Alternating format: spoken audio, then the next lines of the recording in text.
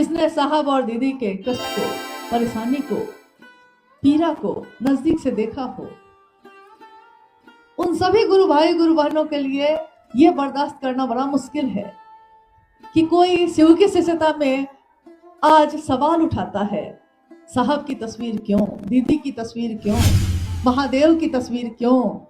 बात तस्वीर की नहीं है, बात संवेदनशीलता की होती है। जो मेरा है वो मेरे मन में तो है ही, लेकिन उसको मेरी नजर भी देखना चाहती है, और उसको देखने के बाद फिर किसी को नहीं देखना चाहती। दिखते बहुत लोग हैं, लेकिन जिसका दर्शन कर लिया है, जिसको देख लिया है, फिर आंखों में किसी और की प्यास नहीं है, किसी और की चाहत नहीं है। बस उन्होंने जो कहा है उसको दोहराते रहते हैं, सुनते रहते हैं, बोलते रहते हैं हम लोग, तो मन को एक संतुष्टि मिलती है। लगता है कि उनकी बातों से मेरा मन शिव की तरफ चल रहा है। जगत की चीजें खींचती हैं और महादेव का आवेश हमको महादेव के तरफ खींचता है। साहब हरिंद्रानंद जी, मां नीलमानंद, यह सिर्फ किसी व्यक्ति का नाम नहीं है, ये उनका नाम है, ये उनकी बात है, जिन्होंने एक एक व्यक्ति के लिए ये संदेश दिया कि हर व्यक्ति परमात्मा पथ का पथिक हो सकता है। आज तक किसी ने ये नहीं कहा लोगों को कि हर व्यक्ति हो सकता है।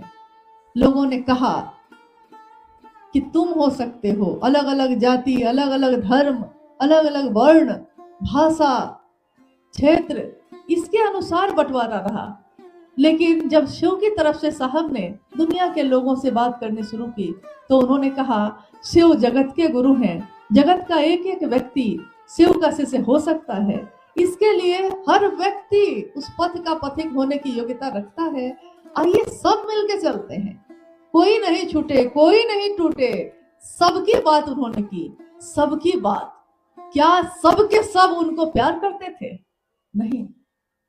कितने लोगों ने तो विश्वास भी नहीं किया, कितने लोगों ने तो साथ चलकर साथ छोड़ा भी, कितने लोगों ने साथ भी दिया। लेकिन साहब कहते हैं कि मैं अवरोधों को ही आरोहण बनाता चला गया। गया में कितनी पहाड़ है, जगह जगह पे है। कितने पहाड़ हैं? पहाड़ पे पेड़ भी नहीं दिखते। कल ही गुरु भाई लोग कह रहे थे, हंस रहे थे सब साहब की बात को याद करके हंस रहे हैं कि साहब क्या बोलते रहे हमेशा कि गया बिना पहाड़ तो है लेकिन बिना पेड़ का है।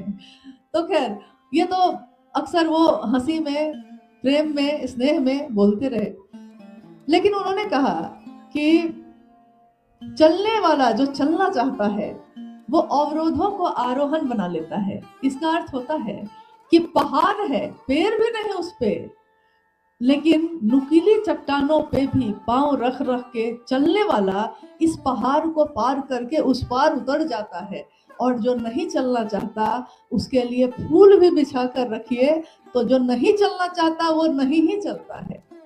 जैसा एक बहुत ज्वलंत उदाहरण है, आप ही के जिले का है। गया जिले में कुछ वर्ष पहले अखबार में, समाचार में एक व्यक्ति का नाम खूब गूंज रहा था, और पता चला कि भाई उनको भारत सरकार की तरफ से पुरस्कार और पदक ये सब दिए गए। गया जिले के हैं। अचानक से ये नाम सामने आया। उस समय नाम यह था दशरथ मांझी, जिनको माउंट मैन के नाम से पुकारा गया। गया जिले के कहानी जो हमने पढ़ी और समाचार में देखी, समाचार चल रहा था और साहब बैठे थे, समाचार जो आ रहा था, तो हम लोग बताए उनको कि ऐसा ऐसा गया से एक समाचार आ रहा है कि इस तरह का एक व्यक्ति हुआ। उस व्यक्ति के बारे में बताया जा रहा था कि वो बड़ा गरीब रहा और पत्नी उनकी जो थी बीमार हो गई, डॉक्टर दवा भी नहीं मिली, पहाड़ से होकर जाने का कोई रास्ता नहीं था, घूम के जाने में 55 किलोमीटर का रास्ता था, लंबा था, न डॉक्टर मिल पाया न दवा मिल पाई। पत्नी की मौत हो गई, पहाड़ के दर्रे में वो गिर गई थी, मौत हो गई। दशरथ मांझी उस समय धनबाद में एक कोयला खदान में काम कर रहे थे, लौटे उस एक अकेले व्यक्ति ने, गरीब है, कुछ नहीं है, छेनी और हथौड़ी, एक छेनी और एक हथौड़ी थी साथ में, लेकर आए। और इस दुख ने, एक तरफ पत्नी को जो प्रेम करता था उस पीड़ा से गुजर रहा था, लेकिन इस दुख ने उसके अंदर क्या आह्लाद पैदा किया कि मेरी जो पत्नी थी उसके साथ तो जो हुआ सो हुआ, लेकिन आगे किसी के साथ ऐसा ना हो, इसके लिए एक व्यक्ति ने एक संकल्प लिया। छेनी और हथौड़ी था और सामने था पहाड़, लेकिन जब पहाड़ पे मारना शुरू किया ना छेनी और हथौड़ी से, अब बताइए अगर आप किसी ऐसे व्यक्ति को और मामूली छेनी और हथौड़ी लेकर तो चला,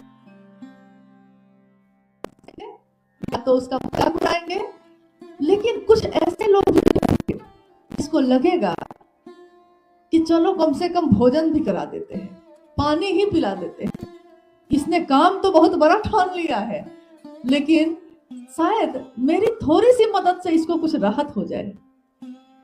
तो दशरथ मांझी के आत्मकथा में लिखा है कि उस छेनी और हथौड़ी के प्रहार से पहाड़ को तोड़ना जो शुरू किया उसने, तो पहाड़ टूटता ही चला गया और तोड़ते तोड़ते पूरे पहाड़ के बीच में रास्ता उन्होंने यहां से वहां तक बना दिया।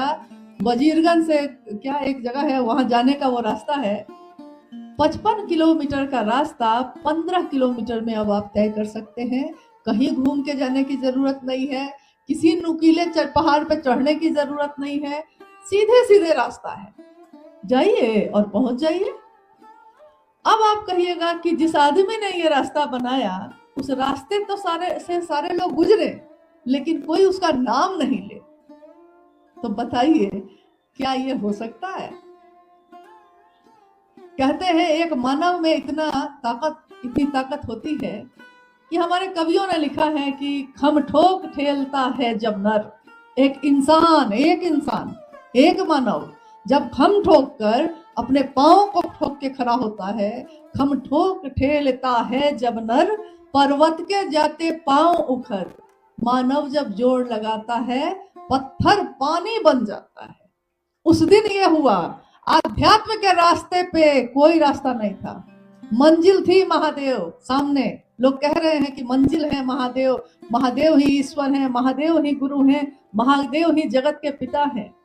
जगत भी है, जगत के लोग भी हैं, ईश्वर भी है, लेकिन उस ईश्वर तक हर व्यक्ति कैसे पहुंच सकता है? हर व्यक्ति, कुछ लोग तो पहुंच रहे थे, हर व्यक्ति नहीं। तो ये रास्ता तो था ही नहीं, तो जहां रास्ता नहीं होगा वहां कांटे होंगे, झाड़ियां होंगी, नुकीले चट्टान होंगे। तो उस दिन जब साहब हरिंद्रानंद जी ने ये सोचा कि शिव मेरे गुरु हैं, इसके साथ साथ उन्होंने ये भी सोचा, जब गुरु का आदेश आया तो उनको लगा कि गुरु के आदेश में बल है।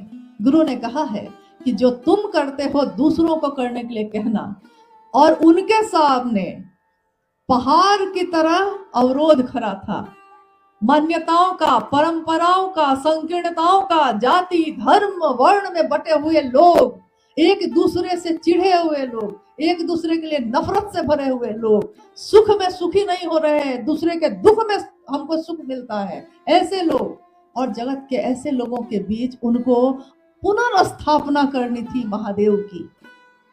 महादेव की स्थापना थी जगत में, लेकिन साहब हरिंद्रानंद जी ने उसी शिव की फिर से स्थापना की, जिस शिव को हम आप भूल बैठे थे, जिस शिव की याद भी हमको नहीं आती थी।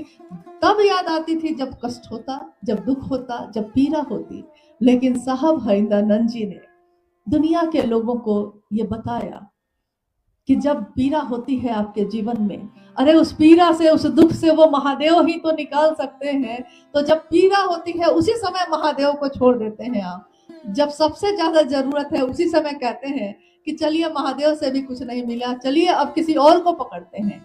हम अपना बेटा नहीं बदलते, हम अपना पति नहीं बदलते, हम अपना घर नहीं बदलते, हम इतनी छोटी सी जमीन अपनी नहीं बदलते, लेकिन हमने तो भगवान बदल लिया।